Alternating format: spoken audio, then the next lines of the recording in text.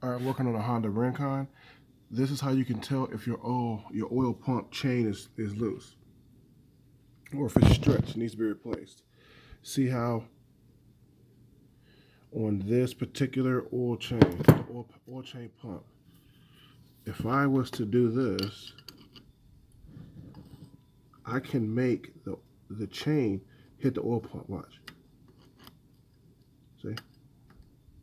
That means it's too loose. See that? How much slack that is? When I let go, it hits the oil pump. Now, this is another Rincon motor, taking parts off of. See this chain? See? The chain never touches the oil pump.